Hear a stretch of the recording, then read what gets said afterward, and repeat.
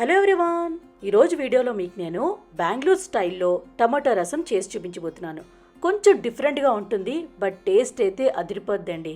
వేడి వేడి అన్నంలో ఈ రసం అప్పుడు నంచుకొని తింటే ఇంకా ఏ కర్రీ అక్కర్లేదండి, అంత రుచిగా ఉంటుంది. సో వీడియోకి చూసేద్దామా ఎలా తయారు చేసుకోవాలో, పదండి. ముందుగా మిక్సీ జార్ తీసుకొని అందులోని ఒక 2 టేబుల్ స్పూన్లు పచ్చి కొబ్బరి ముక్కలు వేసుకోవాలి. అలాగే పిడికిడి కొత్తిమీర, ఒక 1 టీ స్పూన్ జీలకర్ర వేసుకొని కచ్చా పచ్చాగా మిక్సీ చేసుకోవాలి. మరీ మెత్తగా పేస్ట్ లాగా కాదు, వాటర్ కూడా యాడ్ చేయకూడదండి, నార్మల్గానే మిక్సీ చేసుకోవాలి. మీరు వీడియోలో చూస్తున్నారు కదా, ఇలా అనమాట. ఇప్పుడు గిన్నెలోని వాటర్ వేసుకొని పెద్ద టమాటోలు ఒక 3 వేసుకోవాలి. ఫ్లేమ్ని హైలో ఉంచుకొని ఈ టమాటోల్ని చక్కగా కుక్ చేసుకోవాలి. అంటే టమాటో తొక్క అనేది ఇలా బ్రేక్ అయిపోవాలన్నమాట, విడిపోవాలన్నమాట. అప్పటి వరకు మీరు కుక్ చేసుకోవాలి. ఫ్లేమ్ని హైలో ఉంచుకొని కుక్ చేసుకోండి. ఇలా టమాటో తొక్క అనేది మీకు ఇలా కనిపిస్తుంది కదా విడిపోయినట్టు, ఇప్పుడు స్టవ్ ఆఫ్ చేసేసుకోవాలి. ఈ టమాటోస్ పర్ఫెక్ట్గా కుక్ అయిపోయినట్టే. ఇప్పుడు గిన్నెలోని నార్మల్ వాటర్ తీసుకొని అందులో ఈ వేడి టమాటోలు వేసేసుకోవాలి. కొంచెం చల్లబడిన తర్వాత పైన తొక్కంతా తీసేసుకోవాలి. చాలా ఈజీగా తొక్కంతా వచ్చేస్తుందండి. తొక్కంతా తీసుకున్న తర్వాతే మీరు పప్పు గుత్తోని మెత్తగా మ్యాష్ చేసుకోవాలి. మీ దగ్గర పప్పు గుద్దు లేదనుకోండి, మీరు మిక్సీ జార్లో అయినా కచ్చా పచ్చాగా అయినా మిక్సీ చేసేసుకోండి. మరీ మెత్తగా పేస్ట్ లాగా చేసుకోకండి. మీ వీడియోలో చూస్తున్నారు కదా, ఇలా అనమాట. నేను పప్పు గుత్తో చేశాను కాబట్టి కొంచెం కచ్చా పచ్చాగానే వచ్చింది. ఇప్పుడు ఒక నిమ్మకాయ సైజ్ అంత చింతపండుని ఇందులో వేసేసుకోండి. ఇది బాగా నానాలన్నమాట. ఒక 5 నుంచి 10 నిమిషాల పాటు అలా ఉంచేసేయండి. చింతపండు బాగా నానిన తర్వాత చింతపండుని ఇలా గట్టిగా ప్రెస్ చేస్తూ ఇదంతా తీసేసుకోవాలన్నమాట. ఓన్లీ చింతపండు గుజ్జునంతా వెళ్తే సరిపోతుందండి.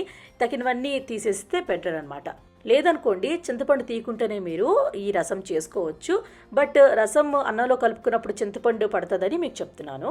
ఇప్పుడు ఒక పెద్ద గిన్నె తీసుకొని అందులోని ఒక 1.5 టేబుల్ స్పూన్ ఆయిల్ వేసుకోవాలి. ఆయిల్ బాగా హీట్ అయ్యాక 1 టీ స్పూన్ మినప్పప్పు, 1 టీ స్పూన్ ఆవాలు, 1 టీ స్పూన్ జీలకర్ర, అలాగే ఒక 6-7 వెల్లుల్లి క్రష్ చేసుకొని వేసుకోవాలి. వెల్లుల్లి కొంచెం ఎక్కువ వేసుకోండి, రసం చాలా రుచిగా ఉంటుంది అండ్ హెల్త్కి కూడా చాలా మంచిదండి. తర్వాత 2-3 ఎండుమిరపకాయలు. మీరు కొంచెం కారం ఎక్కువ ఇష్టపడుతున్నారు అనుకోండి, ఎండుమిరపకాయలు కూడా కొంచెం ఎక్కువ వేసుకోవచ్చు. అలాగే పిడికిడి కరివేపాకు. తర్వాత మనం ఆల్రెడీ మిక్సీ చేసుకొని ఉంచుకున్నాం కదండి, అదంతా వేసుకొని చక్కగా ఫ్రై చేసుకోవాలి. లో ఫ్లేమ్లో ఒక 2-3 నిమిషాల పాటు ఫ్రై చేసుకోవాలి. ఎందుకంటే మనం కొంచెం అన్నీ పచ్చి వేసుకున్నాం కదండి, అందుకే లైట్గా ఫ్రై చేసుకోవాలి. కొంచెం ఆయిల్ సపరేట్ అయిన వరకు ఫ్రై చేసుకోవాలి. ఇలా చక్కగా ఫ్రై అయిన తర్వాత ఈ టమాటో నీళ్ళంతా వేసేసుకోవాలి. అలాగే 1 కప్పుతో వాటర్ వేసుకోండి, సరిపోతుందన్నమాట. మరి ఎక్కువ వాటర్ వేసుకోకండి. అలాగే ఒక 1 టీ స్పూన్ కారం, ఒక 1/2 టీ స్పూన్ పసుపు, తగినంత ఉప్పు వేసుకొని ఒకసారి బాగా కలుపుకోవాలి. ఇప్పుడు ఫ్లేమ్ని మీడియంలో ఉంచుకొని ఈ రసంని చక్కగా మరిగించుకోవాలి. ఒక 5-6 నిమిషాల పాటు మరిగించుకోవాలి. అప్పుడే మంచి రుచి వస్తుందన్నమాట.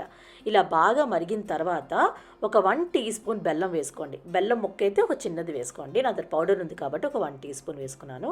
బెల్లం వేసిన వాళ్ళు ఏమవుతుందంటే పులుపు అనేది బ్యాలెన్స్ ఉంటుందండి అండ్ రసం మంచి టేస్ట్ కూడా వస్తుందన్నమాట. రసం రెడీ అయిన వెంటనే మీరు మూత పెట్టేసుకోండి. మూత పెట్టుకున్నారనుకోండి, అరోమా అంతా అలా ఉండిపోతుందన్నమాట. సర్వ్ చేసుకున్నప్పుడు మూత తీసుకొని సర్వ్ చేసుకోండి. అంతేనండి, రెడీ అయిపోయింది బెంగళూరు స్టైల్లో టమాటా రసం. చాలా చాలా టేస్టీగా ఉంటుందండి. ఏ కూర అక్కర్లేదు, అప్పడం ఉంటే చాలండి, నంచుకొని తినేయవచ్చు. నాకైతే చాలా నచ్చింది, మీకు కూడా నచ్చుతుంది. సో డెఫినెట్గా ట్రై చేయండి. సో ట్రై చేస్తారు కదా, ట్రై చేశాక నచ్చిందో లేదో కమెంట్ బాక్స్లో కమెంట్ చేయండి. అలానే లైక్ చేయండి, షేర్ చేయండి. ప్లీజ్ కృతికా వంటలు ఛానల్కి సబ్స్క్రైబ్ చేయడం మాత్రం మర్చిపోకండి. మనం నెక్స్ట్ వీడియోలో మీట్ అవుదాం. Bye bye.